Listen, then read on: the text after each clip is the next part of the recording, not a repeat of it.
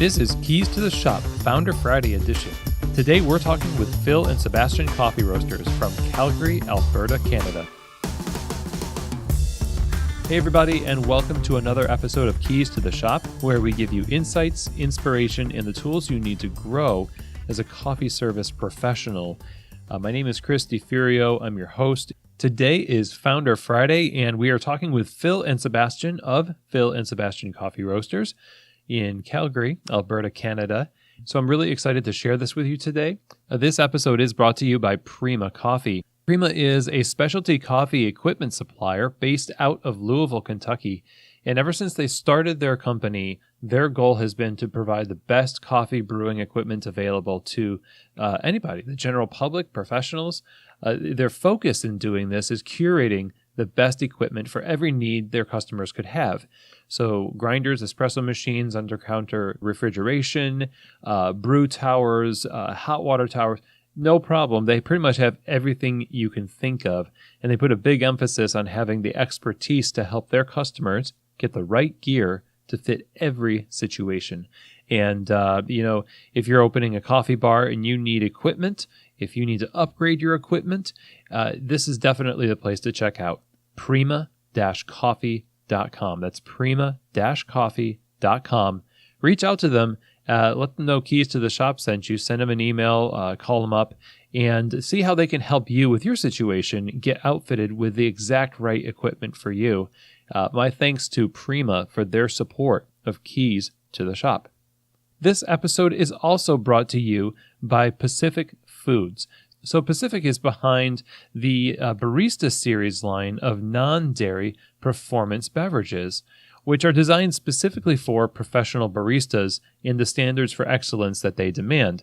So you could be using their almond, soy, coconut, rice, or oat milk, and its ability to take the heat from steaming, produce an unmatched silky texture, and keep the flavor balance focused on coffee makes it a perfect choice for your cafe's menu.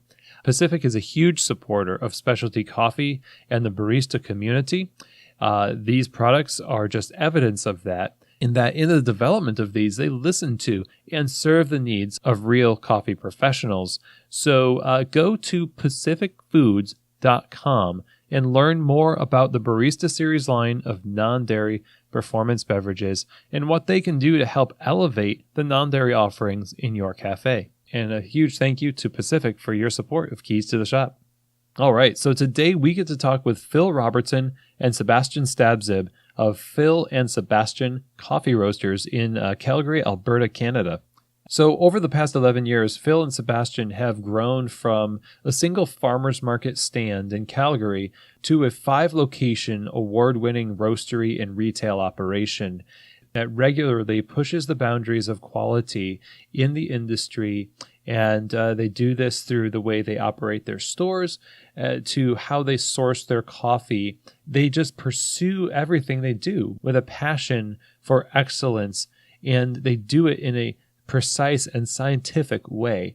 And we'll get more into that as we discuss things in this conversation. Suffice it to say that Phil and Sebastian is one of our industry's absolute best. And I'm absolutely honored to have known them from their early years, and having them on the show is just really, truly a delight. So this conversation ranges everywhere from, of course, opening their first store, their farmer's market location, into their first brick and mortar, and all the lessons they learned in the early years from, the bravado they had as young coffee professionals to developing a sense of who they are as leaders of other young coffee professionals as they mature as a company. We talk about leadership, management, operations, and we also talk about their philosophy and model for how they pursue coffee and coffee quality. So there's a lot that we're going to learn from Phil and Sebastian, so let's get right to it. Here now is my conversation with Phil and Sebastian of Phil and Sebastian Coffee Roasters. Phil and Sebastian, welcome to Keys to the Shop. I'm so happy to have you here. Thanks, Chris. We're happy to be here too. Thanks, Chris. Well, this is kind of a really special thing because we were just talking before recording about I was fortunate enough to have been able to do some latte art training for you way back in the day. What was that, like the first year or something? It was back in 2007-ish. Yeah, 2007. It was only months after we opened, and we wanted to bring in the epic Cristoferio to help us make beautiful latte art. And it's funny, I felt like actually we got pretty good. Now it's, of course, been 11 years since that training, and Sebastian and I are working in a little bit less bar these days, so I know my skills have atrophied a little bit. But still, it was hugely beneficial for us, and we're very grateful for your visit. Oh, I'm grateful that you all thought of me. It was such a great time. And I have to tell you that over the past 11 years, just watching the progression from your original space at the farmers market to your 5 cafes now and roasting and just an amazing and beautiful company. It's just been such a great thing to watch take shape. Well, thank you. So I want to give people a perspective of the origins of your cafe. So I wonder if you can tell us how you two met, first of all, and decided to open a coffee business together. The two things that you're asking about didn't obviously happen at the same time, but we both studied engineering, and we graduated from engineering, and we worked as engineers for a while. And so when we were in university, obviously you get to know your classmates a bit, and I knew Phil from being in the same class, but we weren't really, other than classmates, we weren't really strong acquaintances yet. And then at one point in our second year of university, we got paired as lab partners, and quickly found that there was some good chemistry there. And we kind of had a lot of the same values and what it means to prepare for a lab and prepare the report and the expectations of quality and the definition of quality. And then we quickly after that also found out that we kind of had a very common interest in food, and that led to more interest in wine, and coffee was sort of bubbling in the background there, but it wasn't really a key interest of ours at that time. And it wasn't, and so over the course of the university years, we became really, close friends and fun culinary experiences and epic meals. And then coffee sort of took a life of its own around 2001, 2002, when a few things sort of came together. One, on my side, it involved my wife buying me a cheap espresso machine for my house. And then on Phil's side, it involved getting some early influence and coaching from his late uncle, who was an early coffee geek, turn of the century coffee geek. Interesting. So you started to become just together coffee geeks and start to go down the rabbit trail of coffee. And coffee wasn't really a big scene in Calgary at that time, was it? No, that was actually something we really lamented. We, back and forth, we lamented the fact that there was no real options to get good coffee in Calgary. And eventually that was actually a big impetus for starting our shop. Okay, well, we should do something about this instead of just complaining about it. So we took our aficionado kind of background and tried to apply that to running a business. And it was certainly an interesting start. We floundered a bit, as we obviously didn't come from business backgrounds in particular, but kind of tried to apply some good old-fashioned logic to how things should be done, and eventually found our way and were able to learn about business and slowly but surely actually derive proper business plans and proper financials and get an understanding of operations and fill in all the gaps on the business side, all the while, of course, caring deeply about coffee. So describe the early expression of Phil and Sebastian. I know we mentioned briefly here that you had a farmer's market stand. What was that like when you opened that? What was it like to run that, and what were the plans for that space originally? Like, what did success look like for you? I'll start by trying to paint a picture of the early stages of Phil and Sebastian. And I think the soup Nazi is not quite the right comparison, but there was an element of it's an earned purchase, and you are having the privilege of tasting this coffee, and not because we're cocky people.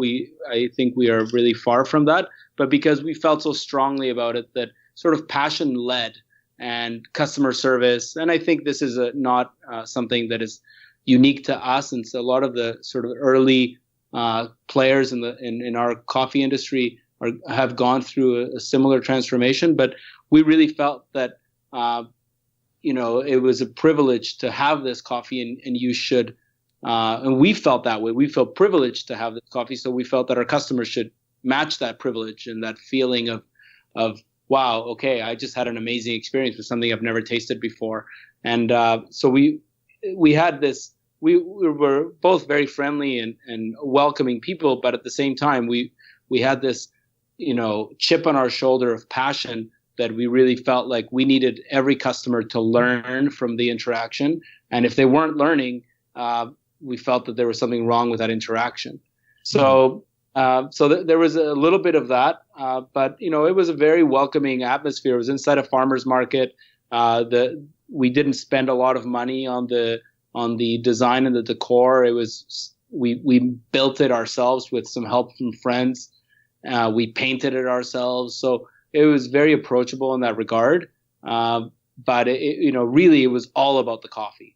All about the coffee, and our measure of success was if someone gave us a smile after having a drink. That was really the only measuring tool we were using for probably a good year and a half to 2 after we started the business.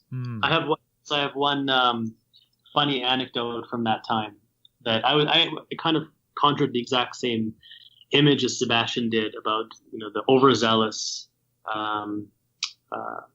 coffee professional. So there was one instance where someone came to the till, it was a customer, and they said, "I'll just have a regular coffee."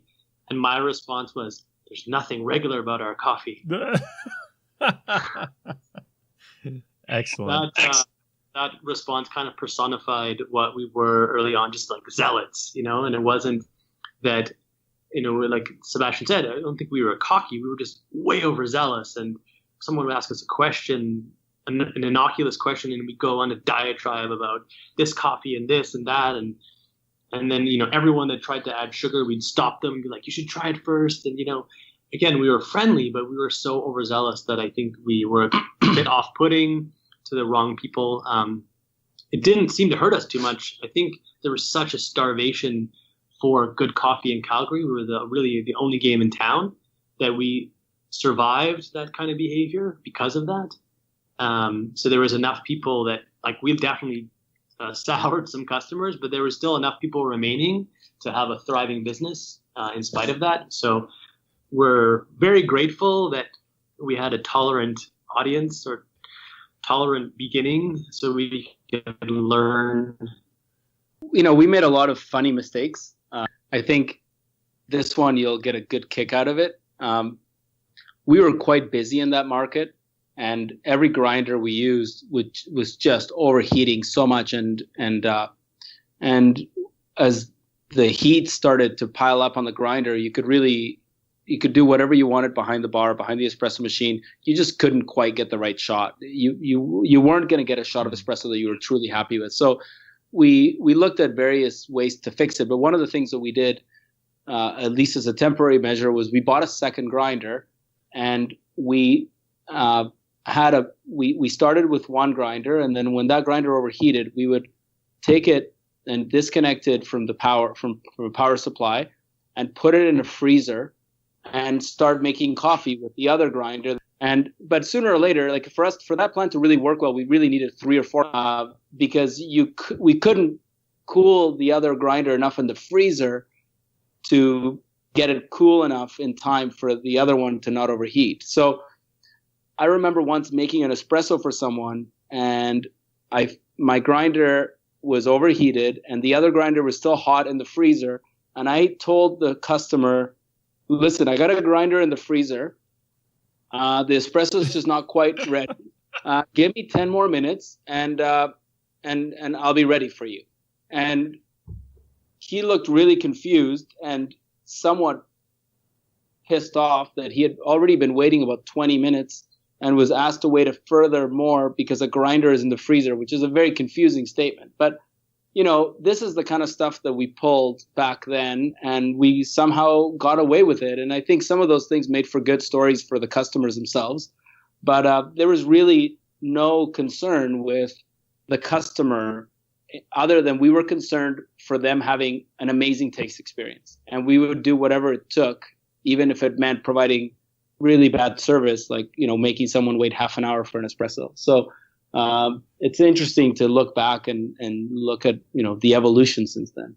That's incredible. I can't imagine sticking around that long for an espresso in that environment. As I know that a lot of people have kind of those as interesting stories of just being a little bit too zealous, but for the quote unquote right reason. So you were looking for the approval of the public, and you were looking for people to just keep coming back, and that was your metric for success. Like, at what point did you know, hey, this is successful enough that we need to get ourselves a brick and mortar store? What was the transition like to your first shop?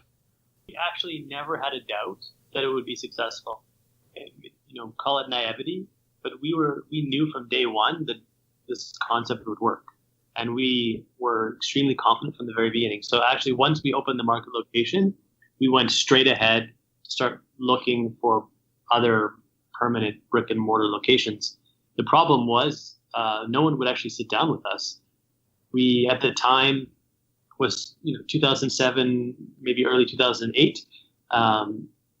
There was a booming economy. This is prior to the financial downturn, and every landlord wanted a really assured tenant with a big covenant, a Starbucks or equivalent, and we literally couldn't get a meeting. We didn't have enough operational history. We didn't have a huge bank account backing us up.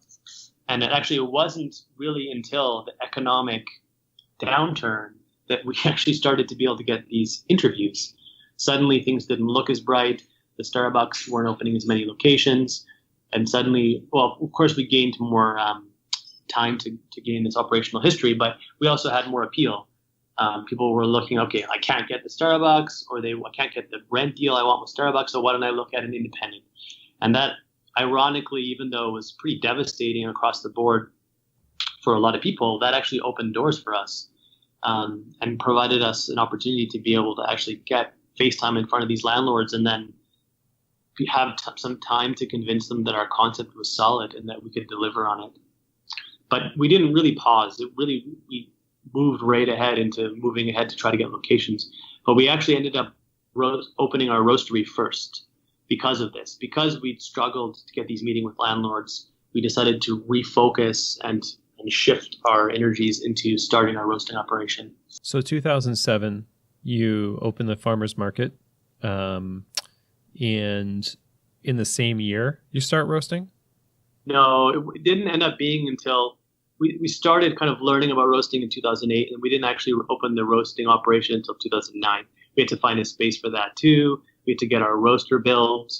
It took time to rally all those things together. So it was actually 2009 where we launched the roasting operation. But we had been planning it, and we've been sort of executing a plan to do that nearly since the very beginning. When you finally got your shop, you were supplying your farmers market location, were you dabbling into any kind of wholesale at all, or supplying other places at that point, or just your own shop and experimentation? Just our own cafe at that time. We were really, really scared of wholesale. And it took our first wholesale customer was a reverse sales job, really. And it's funny to look back and look at how silly we were about sales. That we didn't know if we could produce the consistency that week to week that we wanted to be able to our customers, and B, we were so selective our wholesale customers that we had, almost no market. And so the combination of those things really made us gun shy on wholesale, and we started really, really slow. And it wasn't until sometime in 2010 that we started doing wholesale. Okay. So your first store obviously was an opportunity, your first brick and mortar store, that is an opportunity to fix some of the things that you had grown accustomed to, but still maybe dysfunctional with your original bar that was just made on the cheap. And so what did you do that was different for your first brick and mortar from your original location? Like, how did this process go? Did like all your dreams come true with this first location? Well, the first thing we did with our first location is we actually engaged a proper design firm. Not just a proper one. We still think to this day is the best firm in Calgary that was doing the most interesting design work. So both Sebastian and I are really interested in design. We just knew we couldn't afford it on the first go around, but we also knew that it was what we believed. We still believe it's incredibly important that you have design a beautiful space that properly aligns with what you want your brand to be and the quality of the product and all these things. That all needs to align for it to succeed. So that was probably the biggest difference, was actually engaging this design firm. And then, of course, that came with a pretty high price tag, bringing in professional trades to do our millwork and everything, stone and everything that was done. It wasn't homemade anymore. It was done by professionals. And so to this day, we both still love the store. We think it's beautiful. We're really happy with how it came together. So that was for sure the biggest thing. And then the next thing was bringing in food. So we decided to put a kitchen in that location, and we hired a chef. We wanted to do that properly as well. So we did quite an investment in that. We felt from a business point of view that it was important to draw traffic through our food program. And we loved food too, and still do. And we wanted our food program to be as strong as our coffee program and work together in conjunction with it. So when you were operating the farmers market, you were obviously using, were you selling food at all? A little bit. We had a very restricted use in our farmers market location because, as you can well imagine, there was tons of vendors in there. So each vendor had some strong restrictions around them intentionally to make sure that it was a market and didn't kind of turn into a cluster of stores selling the same thing. So we were limited. We could sell some pastries in our farmers market location, but we couldn't actually do a food program. And then we transitioned to do a more in-depth food program with an actual kitchen in our first location. So that was the big change there. How did people react to Phil and Sebastian's first brick and mortar? What was the reception like for all this? It was very positive. We were a little bit worried going from a market that's supported by a wide range of vendors, and then going out to a street front location that we would see a completely different traffic pattern. And to some degree you do, because you have certain times of days where you peak on the street versus a market. But overall, the reception was really warm. We were embraced by the neighborhood. Our first location was not right downtown. It was in an inner city neighborhood called Marda Loop. And the neighborhood embraced us really well. We were quite busy, really right out of the gates. And, forced us to look at, smarter ways to store stuff. And, we just, again, being a little busier than you anticipate for the first brick and mortar, then you end up having to scramble a little bit once you open and change how you store things, where you store them, how often are you grabbing things from inventory, and what's your bar flow. We had some cultural things to fix, going from a market that has 4 or 5 really busy nonstop hours where you have 4 people working a bar nonstop, to a place 1 to 3 people working the bar, depending on the peak of a street front cafe. And that was a bit of a cultural shift where everybody liked to stand around the bar and wait for their next drink. And when we were in the market, that wait for the next drink wasn't very long. It was almost immediate. Whereas being in a cafe that's open 13, 14 hours a day, you can't have people standing around too much waiting for the next drink. So we had to sort of really retrain the baristas a little bit to not think that 3 people standing at the bar was sort of the norm. It was more, okay, you have 3 people when you're super busy. The rest of the time, everybody's got another task to do. Did you have to adjust the number of people that were on the bar, like 2 people on bar instead, or you just watch how much labor? I am imagining that's going to be a major issue when you don't have those predictable rushes. Did you have fewer people on bar and then you yourselves working on bar more for the first location until it got more momentum? Yeah, and we still do that even with new locations today. Phil and I tend to spend a bit of time on bar at the start, and so that we are well staffed, but we're sort of the extra staff, and then if we're not needed, then we'll step off the floor and oversee or check on the other things that we're supposed to be doing. So that's a buffer we've always used, and for some cafes we end up being behind the bar a lot more than others, depending on how the opening goes. But yeah, I mean, there was definitely a transition culturally in terms of how many people work bar, and it was a bit of a learning process for us on how to change it. And then the other is that when we were at a farmer's market and our customers were there on the weekend, they had lots of extra time. Sometimes waiting 15 minutes for a latte was sort of part of the experience. When you're open 7 days a week, and some people, and a lot of the people that come in need a coffee and they need to keep moving, waiting 15 minutes for a latte being the norm is just not acceptable. So that was a huge adjustment for us too. We were all okay with letting people wait 15 minutes at the farmer's market out of necessity, but we had kind of become accustomed to waiting for our coffee as the norm, and our customers were rebelling a little bit against us when we went into the brick and mortar. Did you experience turnover as you went into that cafe setting? From the point of view of staff, I guess you mean, right?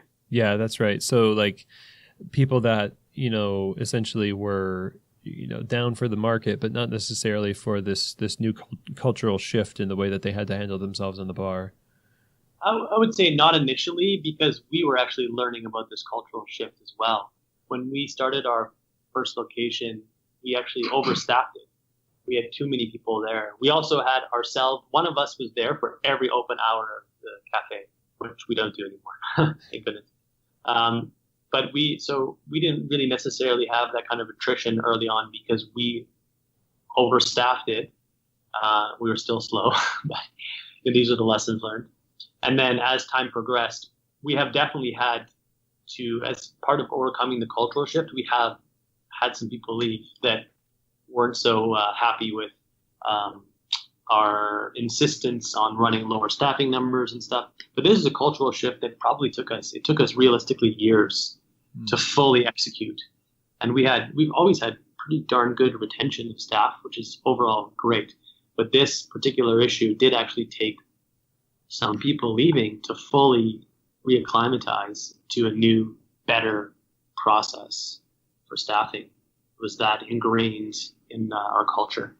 So your culture, we're talking about this in terms of what expectations you have of yourselves during, business time when you're making drinks. What do we do? How do we place ourselves on the bar so we don't look like we're doing nothing? Things like that. But there's this element of what keeps people in the space that has to do with your vision and how you care for them as employees, etc. I mean, how would you describe your the way you approach caring for your staff to influence that retention? We always have worked from the very beginning from a position of empathy and from a position of trying to be the least bit corporate that we can. and openness. I think, Phil and I are not heavy process people. We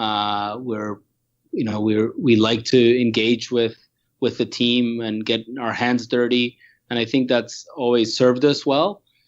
And I think it's always helped that a lot of the jobs that we've asked people to do, we've done and we continue to do ourselves.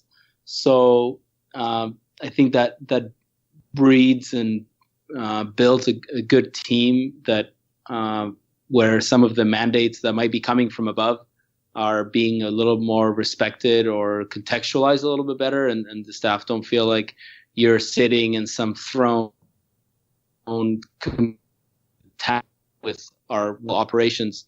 So from that perspective, I think we've really built a culture of inclusion and of just open and feeling like there's a real sense of togetherness. Now, obviously, that doesn't mean that there's 100% harmony, and people don't feel like sometimes their day took a lot out of them. I think that's part of working in a cafe, is that some days are going to be tougher than others. Some days you're dealing terrible customers. Some days you're dealing with equipment failure. Some days you're dealing with an influx of customers that makes you feel very stressed and anxious. And some days you're dealing with fewer customers than you'd like, and you're slightly bored.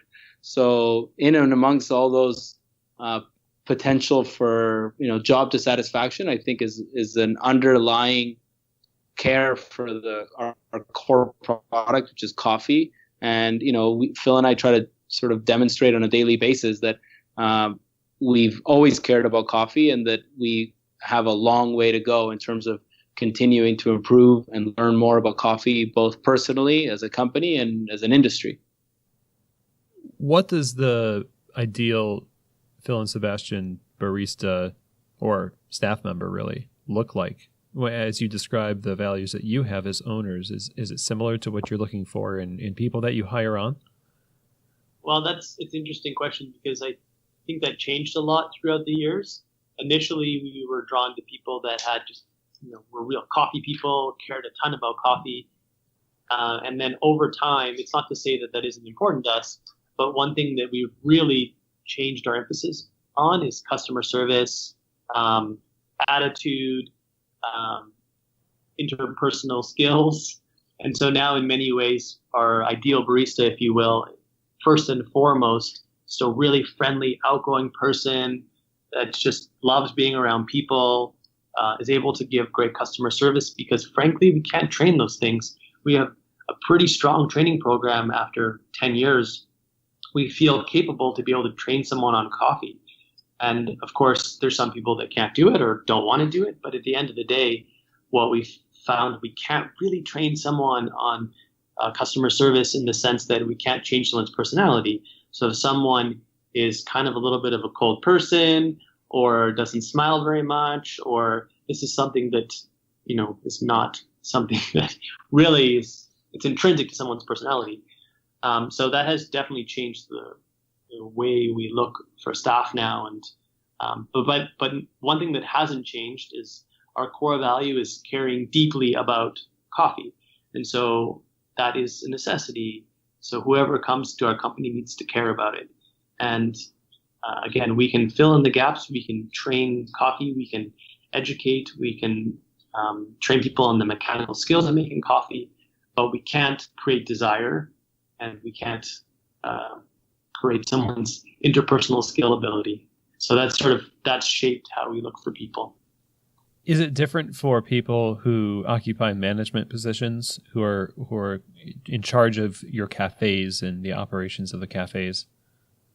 It's different in the sense that, in addition to the skills we're looking for of like interpersonability and a care for coffee, we really need to look for someone with a skill set in managing, a skill set in organization, a skill set in dealing with staff. So there's a whole suite of other skill sets that are really necessary in our managers. And in many ways, I actually think we've been undertaking a continuous evolvement of how we want to actually execute the management of our shops. Do we want to have one manager per shop?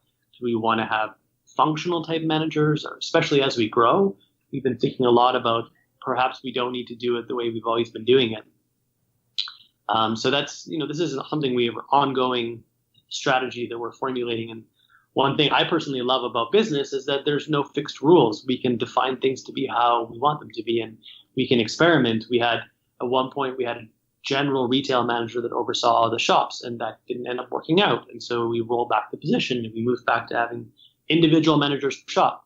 And now we're experimenting with the idea of having these functional roles rather than per shop managers. So that's one of the things I love about it. And one of the cool things is that we can sculpt this and we can experiment a bit, and we can be agile because we're not a big, huge corporation. We can manipulate these things and see the result. So while you have 5 cafes, you can look at somebody else who has 5 cafes in a roasting business and say, we'll do what they do since they're successful. It won't necessarily work turnkey like that. It sounds like you are going back to what do we know about ourselves and the people who work for us and our history, and how can this be unique? How can the design of our management structure be unique to the needs of this business? So it sounds like it's kind of a balance of the two things. Yeah, and it's definitely related to our personalities. Like both Sebastian and I are the kind of people that we're not status quo people. We're people that are always challenging how we're doing things, and we're thinking about is it better. One good metric of success in a business is to look back and cringe. If you look back to your history and you're like, oh, I can't believe we did that, that means you're growing and evolving. And so, and that's just, again, intrinsically part of our personality is to always be questioning, should we be doing it this way?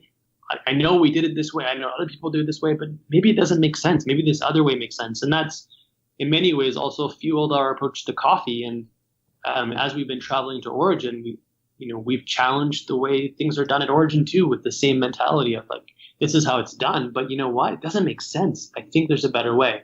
And so, again, I think the sort of takeaway is that you just have to be true to your personality. This is our personality, this approach. And that becomes key to our success, and that we're being authentic to that. So that's how we've sculpted the business in line with our personalities. It's just been the natural course, if you will. So I want to talk about your approach to coffee. And we've been talking about how much you care about coffee and basically how it consumes everything that you do, and appropriately so. It's kind of your business. So what is your approach to sourcing and roasting and displaying coffee to the public? Like, what's the Phil and Sebastian coffee model, if you will? Well, I think if there's one thing that's consistent in what we've done with coffee is that we try to do away with obstacles that are either marketing tools or status quo. So, like the idea of like just using, feel or intuition for roasting or brewing and not treating coffee as much of a science. We never really bought into that. And we're, we respect the place that art and that artisans have in this world. We just don't really think that coffee should be weighed towards an artisan product. I think there should be weighed much heavier towards, a science-based product, and with an artistic touch and with, a human touch. But that doesn't mean that, we should hide behind a wall of artisan excuses. So from our perspective, our approach has always been to try to understand, to try to collect data, to try to ask questions, to try to challenge, in an effort to try to solve problems and control as many variables as possible through the whole chain of coffee. And, we are very realistic about it. This is not an endeavor that's, a day or 2 days or a year or multiple years. It's decades of work and research and learning from people and sharing some results and failing to try to, get to something that we believe showcases our product better and more consistently.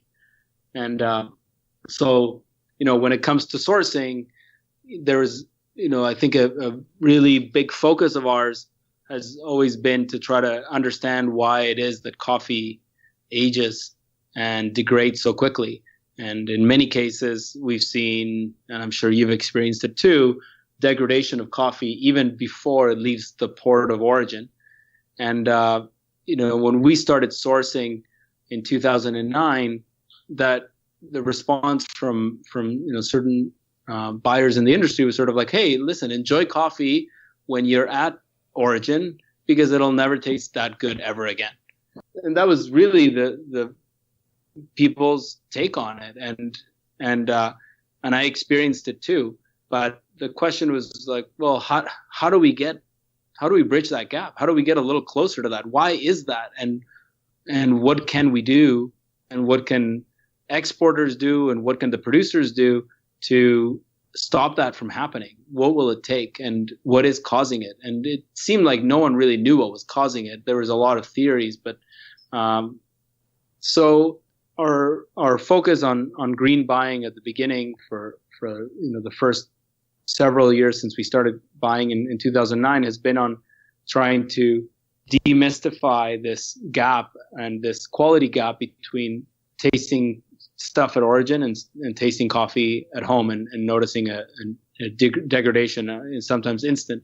So we've producers we work with to try to understand that a little bit better and try to implement some solutions. And I think thanks not only to our efforts, but the efforts of other key buyers in our industry, we've been able to, as an industry, specialty coffee, I think, has improved significantly in the past several years in preserving that quality of coffee. We haven't solved the problem. There's still lots of issues with degradation, but it's not nearly as bad as it once was. I just want to add more things about our philosophy. So early on, we spent a lot of time traveling. We still spend a lot of time traveling, but it was really about learning. So we knew we needed to spend time present on the ground at coffee farms. And, in the beginning, you're taking pictures and it's ecotourism and that's fun and all. But once you kind of get past that, you can really begin learning. Once you've been to enough farms and you can start to build relationships. And that was a big thing for us early on. It's like we found it very unsettling, the notion of traveling, finding great coffee, bringing it back. You're the hero of the story. Yeah, that's great. But it seemed very unsustainable. It seemed like the better way to really do it was not to go and find good coffee. It was more about going to make good coffee and cultivate it. And so very early on, it became clear to us that we needed to build longer term relationships with coffee producers and that we're going to return to year after year. And we needed to have a really good tight feedback loop so that every year the quality could improve. Every year we could look at new problems, look at solving those problems, and we could continue to progress quality forward. Because the notion that you could show up one year on a buying trip, you could cup through everything, and you could find nothing. It's possible, right? Or you could find something one year and you just bounce around to the next thing the next year and ultimately make little or no progress. So ultimately, the key for us, or what we found early on, is that we need to, or we don't want to do it this way. We feel like there's a better way. Again, it was sort of shunning the status quo. The status quo was go to origin, find coffee, cup the best coffees, meet those producers, go home, be happy, go do it again the next year. And that was just unsettling. We felt like, oh, no, we have to take a longer view, 10-year, multiple decade view, what Sebastian was talking about. We need to look at what are the true underlying problems. Okay, is it related to the variety of coffee? Okay, let's bring in some seeds from some other country and they can plant them on their farm and we can test out the variety. Or is it a processing thing? Okay, we saw this processing method in this other country. Let's see whether or not they're willing to do it. Oh, it's a drying thing. Let's finance some drying beds so they can have more drying space and do a better job of drying. So it was sort of looking at these micro problems, particular to each locale that we were working in, and trying to solve each of them in turn. And again, the premise being that it's about cultivating quality, not finding it.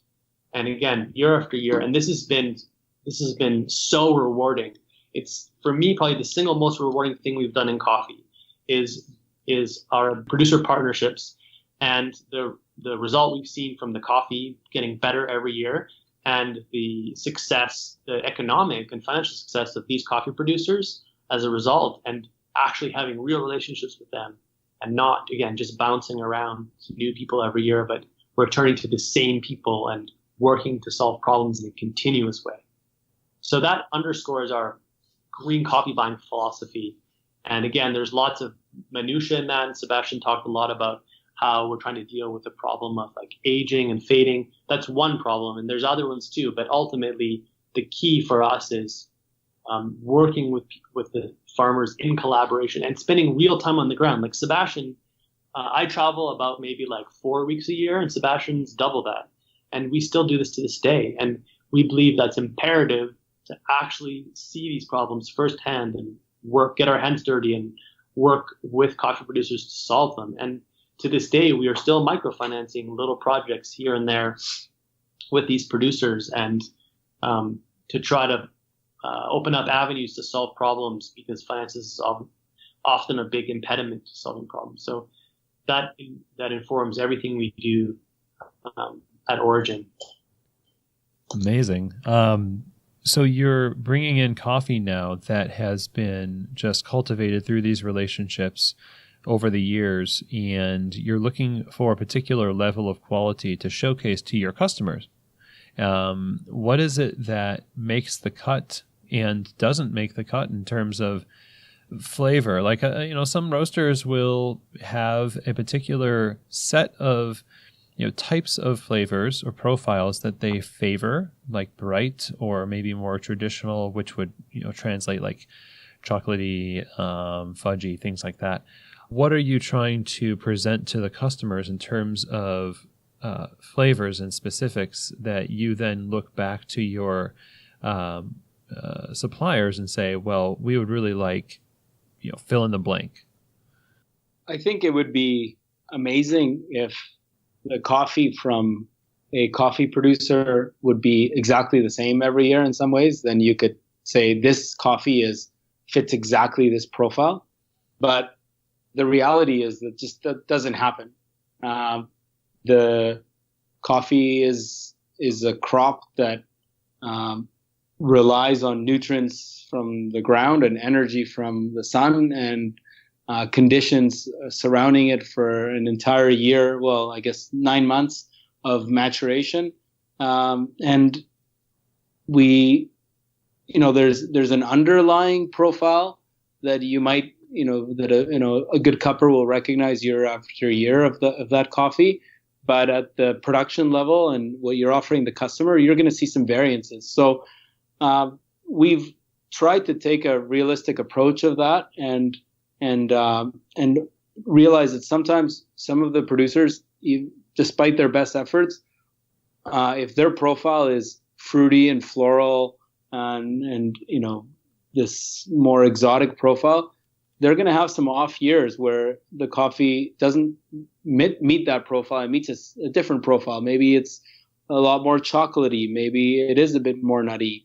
And it doesn't necessarily make that coffee worse. It just makes it different. And so our approach to it has been to give the producers that tolerance and make sure that we have a way on the retailing side to be able to offer that coffee under a different profile, but still, keep the producer front and center. So, we have a way really to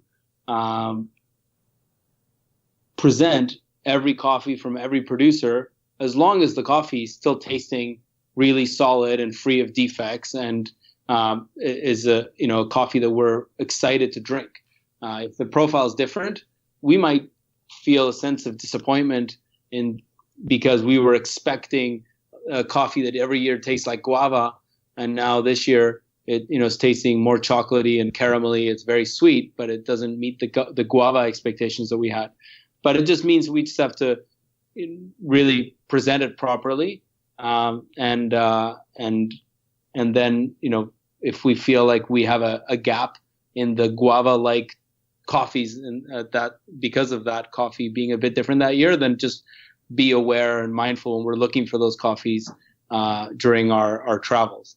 Mm-hmm. But the idea is that rather than, the other way to do it is to reject the coffee when it doesn't meet that profile, even though it's still an excellent coffee. It seems a bit unfair and unforgiving and not in the right spirit of things. And then the other way to do it is to create a blend where those variances are sort of taken care of by the ups and downs of different coffees in the blend. So we've chosen not to do that and represent the coffee by the producer in all cases. So that we needed to have a mechanism to be able to communicate to the end customer that the coffee is going to potentially be different from year to year.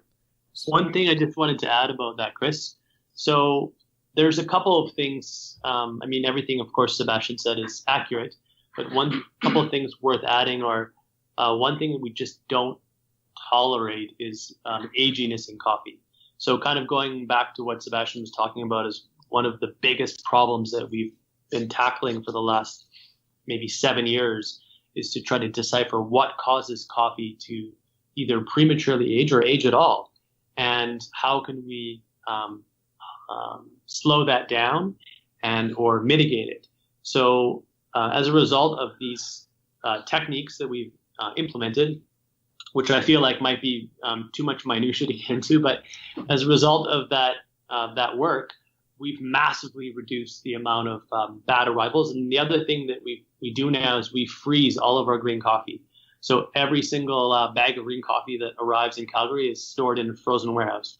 So that is more or less not stopping the clock of aging, but really slowing it down to the point where it's taking at such a pace that we can really stand behind the quality of all those coffees as we're releasing them. So if we have this really exotic age we don't get to for months just because of the nature of having a lot of coffee and it arrives at a similar time, we can still really stand behind the quality because it tastes amazing when we release it because it's still tasting fresh. So even though, to Sebastian's point, because we're working with the same producers year in, year out, and we're not just cutting and running at the first sign of any trouble, we do have this shifts in profile. But to his point, where we insist still that all of the coffee meets these certain standards of quality, just might not be as fruity as the year before, but we have a home for it. We have a huge demand for chocolatey coffees and we have a huge demand for fruity coffees, and we can triage those coffees into those categories, and we can make someone really happy if they want the chocolatey coffee or really happy if they want the fruity coffee, and all the while we're able to maintain these relationships. I think I just want to interject here. Sebastian has to run out. We have another meeting to get to, but I can stay and chat. Thanks, Chris. I'm sorry I have to run, but we start construction on a new cafe in a couple of days, and the main contractor that we're working with, he's leaving town for a week, so I just need to get a bunch of stuff organized with him before he goes, and he could only meet today at 2:30. Excellent. Well, excellent to have you on the call here. Thank you so much. Thank you. I'm glad and grateful that you included us in your show. I'm excited. Cool. Cheers. Good luck with the new cafe. Thank you. What I was saying was, with this yearly variance, we're still able to work with our coffee producers, have this commitment to weather the storm with them and help solve problems and not just cut and run at the first sign of trouble. But then we're able to direct these coffees into sort of our category of chocolatey coffees or category of fruity coffees, and then meet the needs of the customers that want each type of coffee. And we've come to realize that there's no one right coffee for everyone. And actually, we have created these sort of categories of coffee that we do find customers tend to be drawn towards. And And within the context of that category of coffee, we want to make the best coffee possible. But we have definitely come to a conclusion that there is no one best kind of coffee, but rather top quality within the context of that category. So again, we do have extremely high standards, and we ask a lot of our coffee producers, and we definitely don't let quality slide and slip and just accept anything because of the relationship. We're always challenging them to do better. And we do create price tiers based on quality and things like this to incentivize quality. But and the number one thing that I would say we've been able to do is this freezing. So as a result of this freezing of the green coffee, it's a complete game changer. So now, in conjunction with the projects at Origin to improve drying, to slow drying speed, improve endpoints of drying through water activity meters and measurements, we have like a 99% positive arrival of our coffees. And then with the freezing, it's nearly 100%. We don't have problems with AG coffees anymore. And I would say as an industry, that's one of the biggest problems in my opinion. I know Sebastian shares this opinion too. It's like AG coffees. A coffee that's old, it doesn't really matter if it ever tasted good because it doesn't taste good anymore. It's old. It tastes woody. It has a poor mouthfeel. The acidity quality goes down. It's more bitter. It drops in sweetness, mouthfeel problems. Like, it's just not great anymore. And this is some weird rationalization in the industry that if the coffee was once good, it's sort of if it was once an 88-point coffee, it's always an 88-point coffee, and it's just not the case. And so that's one thing that we're very passionate about. And if I was to say one thing I'm particularly proud of is that we've made so much progress in that area over the last 5 years. And that's where I feel like in many ways it's a distinctive competency or advantage that we have over a lot of other roasters right now, is the fact that we've been doing these projects and we're freezing coffee, and we're, I think, able to put our money where our mouth is regarding consistent quality throughout the year, not just in June and July in the summer when you have all the fresh arrivals, but more like February and March, the dark time of coffee where most coffees are old. I still believe our quality is very good. Man, this is incredible stuff. And it's such a evolution to see you going from freezing your grinders to freezing coffee beans. Yeah, apparently. It's funny because, again, because we're taking this sort of scientific approach, these things are just in many ways an obvious extension of that. It's like, okay, how do you, in food in general, how do you slow down the aging process? You freeze it. So it was, we are not the pioneers of it. George Howell is the guy I got the idea from.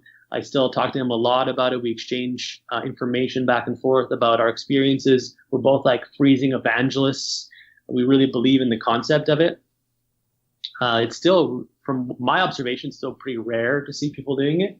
But again, to me, aside from managing the expense, which is totally manageable, and the logistical challenges, which are also totally manageable, it's kind of a no-brainer. It's like your insurance policy. It's like you have this $1 million of inventory or whatever, how much coffee you're buying, and it's just sitting there degrading. That's crazy. Sitting in a dry warehouse. And that's, to me, the notion of actually trying to slow down that aging process or trying to deal with it was obvious. So, again, it does not a silver bullet. There's still challenges with it. You have to use the coffee right after you defrost it. You have to, if it's not good going into the freezer, it's going to be bad coming out. There's lots of challenges still.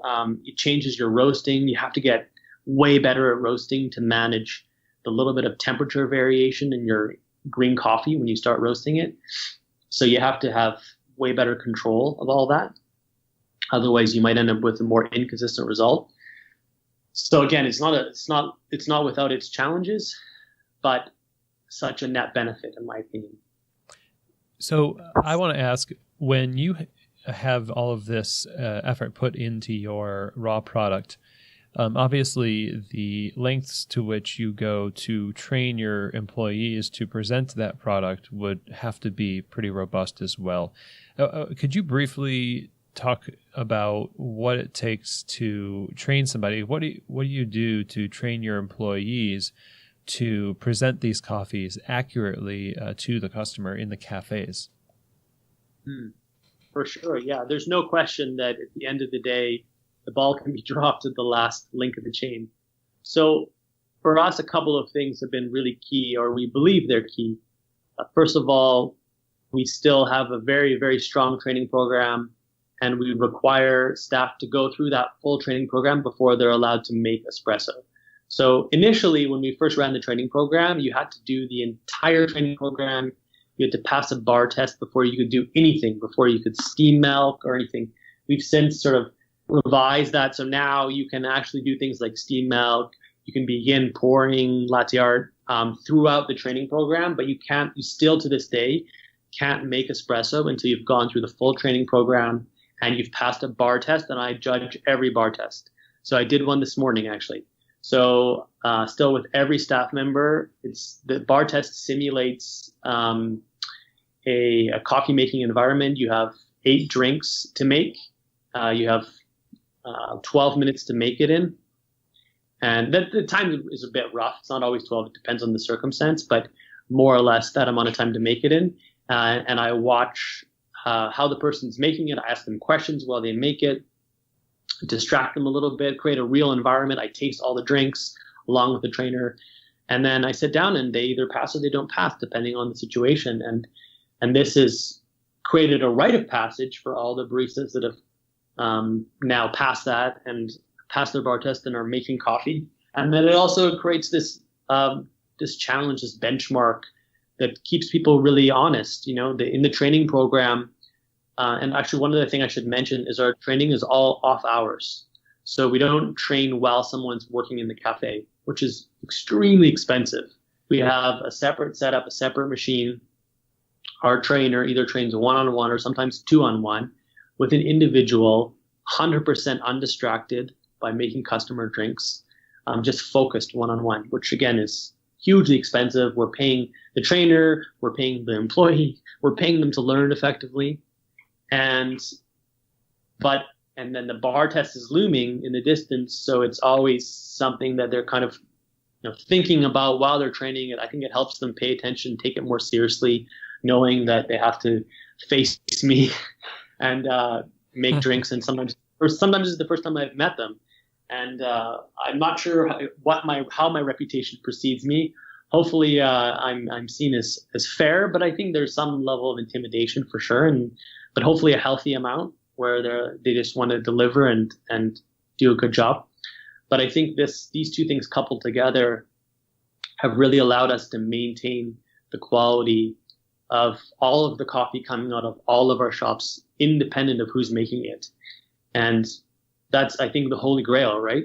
I mean, inevitably you always have better baristas, but the holy grail of trying to run 5 coffee shops is not having people that customers want to get a coffee made from, because the standard is so high across, the bar is so high across all of your staff. And so that's been our goal, and always what we've been striving to achieve is this uniformity. I love the uniformity. I love consistency, and it makes a ton of sense. I mean, it just fits right in with how thorough you are from origin to, the customer. So I have a last question here for you. I want to know what your advice is to would-be owners out there, people who want to start a coffee shop, who maybe even people who are just starting their coffee shops. What advice do you have for them? Best practices, like mentalities that they need to have, practices that they need to employ that will deliver success from your experience operating these cafes and just making mistakes and having victories. What do you say? Look, this is what you need to do, and if you do these things, it's going to go pretty well. Yeah, I think, the list is pretty long, but I'll try to do the in a nutshell version. So first of all, from my own experience, I think it's really important to be prepared to get your hands dirty on a daily basis and lead by example. So that means doing every role yourself, becoming an expert in every role, making sure that you can lead from a position of authority, becoming an expert on coffee yourself, becoming the best latte artist, the best barista, the best coffee roaster, the most knowledgeable green coffee buyer. If you can lead from this position of authority, people will follow you. They'll be inspired by you. If you don't, you'll never really fully get their respect. So that's my first piece of advice. My next piece of advice is to formulate a really good, solid financial plan. And what that means is looking at every single cost in your entire organization, all of your sources of revenue, and scrutinizing all of that, and then take a bunch of courses or do a bunch of learning about how to actually properly map out your financials, what a P&L statement is, things like this. It will serve you so well if you spend this time from the very beginning and do a very good job of bookkeeping, making sure you're tracking every expense. And then, the other thing that we spend a lot of time on is projections, and which in the beginning seems like conjecture, but then over time, it can actually be very realistic. So you can look at, we're opening a new cafe. We have a lot of data. We're going to project that we're going to sell this much coffee. We're setting the price at this. This is going to be our costs. This is going to be our profit margin. This is going to be our staffing budget. This is how we're going to set the staffing schedules based on that budget. So by having this historical data, this solid financial planning, you're able to then more accurately project into the future what your sales are going to be with, again, it's still a guess, but with a little bit more certainty. That's my second piece of advice. Let's see. My third piece of advice is you will never, ever get to where you want to be on day 1 or day 10 or day 100. You have to have some patience and some tolerance to allow yourself time to get to where you want to be. This was always a big struggle for me. I remember in the early days, I was like, I'm not happy with our quality. I want it to be better. And I'm just so frustrated. And I was unhappy with the raw product of the green coffee. I was unhappy with the roasting. I was unhappy with some of our equipment. And sometimes it would just drive me crazy. I lose so much sleep over it. I'm not proud of this. But every day I worked to try to make it better. And eventually I learned that you just have to cut yourself some slack, give yourself some tolerance to take time to get to where you want to be, because you just can't get there on day 1. And even just, for example, like for us to be traveling to Origin, buy all of our coffee directly, work with 100 different producers directly, freeze all of our coffee. We haven't gone into this, but I actually built and designed a custom coffee roaster. To do all these things, we could only really do them once we were at a decade of experience and we had enough volume to buy the coffee this way, enough experience to know how, the financial backing to do it. Like things like this, they took time. And so be patient with yourself, have a plan, have a vision to get where you want to get, have a plan to get there, but give yourself some time to do it, because it's just not possible to do it right away. Well said. Well said. Great advice. So what's next for Phil and Sebastian, and how can we keep in contact with you? How can we reach out? Yeah. So what's next for us is, in many ways, more of the same. Like I said, on the green coffee side, we think in decades, not in seasons or years or months. So we're always looking to the horizon for how our next projects are unfolding, what our next goals are. We bought a coffee farm. So we bought a farm in Honduras, in Santa Barbara, Honduras. We planted it this season. And now a couple of years before we see any fruits of that labor. But this is going to be a little bit of a ground for us to experiment, to even further extent than what we're able to do now. Maybe take more risks than some of our producers are wanting to take. And again, a little bit of, a further learning opportunity. We've already learned so much. Once you start having to do something yourself, you have to make a farm plan. Like where are you going to plant all your trees? What's your actual tree spacing? Where you're getting your seeds? How are you going to condition your soil? Like there's just so many questions that that aren't even on the radar of someone that isn't actually involved truly involved at the farm level. So this is one of the frontiers for us. It's going to be small. It's going to be a small percentage of our coffee, but it's going to be an amazing learning opportunity to further our depth of knowledge on the factors affecting coffee quality. So that's a big project. The other thing is that, as Sebastian was saying, we're about to start construction this weekend on our 6th cafe, but we're also in this cafe launching a new concept of artisan donuts. So we have a very talented baker working for us right now, and we've been working on testing out donut recipes, and we feel there's an obviously pretty natural pairing between the two, and we think there's a really cool opportunity to have amazing donuts that can go along with our coffee. We've launched a new brand for the donuts. It's called Hoopla Donuts.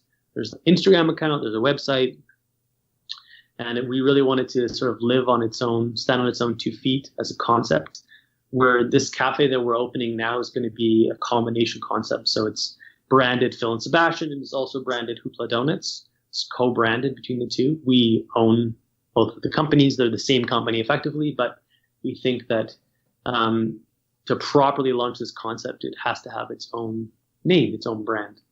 So that's on the horizon. It's coming up real quick. That's pretty exciting.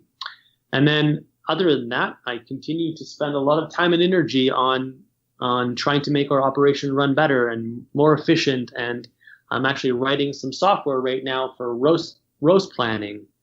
And I'm always working on our roaster. One of the amazing things about building your own roasting machine is that you never have to really finish it. So I'm happy with how it's working. It's so much better than our old roaster, but I have a ton of ideas on how to make it better, a ton of ways to continue to evolve the software.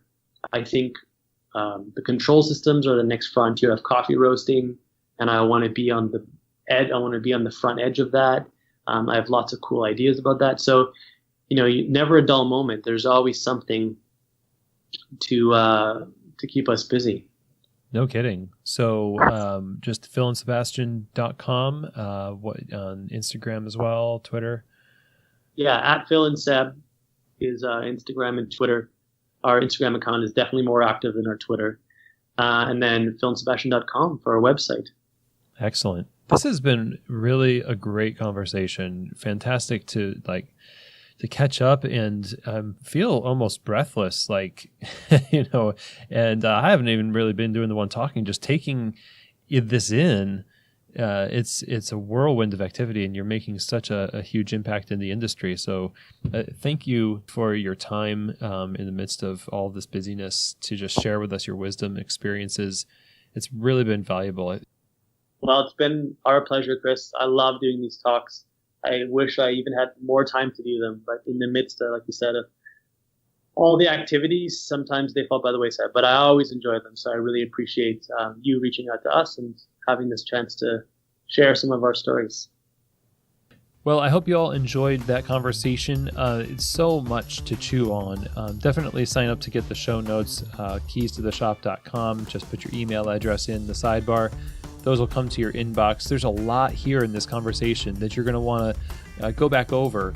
They have built this wonderful company over the past 11 years based on these principles that they've outlined in this conversation, from operations in the cafe to how they source green coffee and their philosophy on roasting, retailing, etc. They are one of the world's best coffee roasters and retailers, and so we would do well to not only draw inspiration, but put into practice some of those principles that they have learned. And of course, just like they talked about, you have to figure out what's right for you. And if that's the inspiration that you take from this, that you need to figure out an authentic way of leadership and pursuit of quality and operations, there's certainly a lot here to get inspired by. So a big thanks to Phil and Sebastian for their time today, just sharing their wisdom and insights. Really awesome. Thanks, guys. Like I mentioned before, just go out and get those show notes by going to the website and putting your email address in. Also, if you want to reach out to me directly, you can do so by emailing chris@keystotheshop.com. You can give me your questions, your comments, your feedback. I'd love to know how to make this show better. And I'd also like to know, as we do the Founder Friday interviews, what kind of questions are you interested in knowing from people who are operating these establishments? I come up with these questions and hopefully they are, getting to the issues that are important to you, but I would love to hear from you. Email me, chris@keystotheshop.com. What kind of questions should I be asking these owners and founders on Founder Friday? So that's it for the show today. Thank you for joining me. I know it's a bit of a longer show today, but it's definitely worth it. So have an amazing rest of your day and week. And as always, I hope that this episode has truly given you keys to the shop.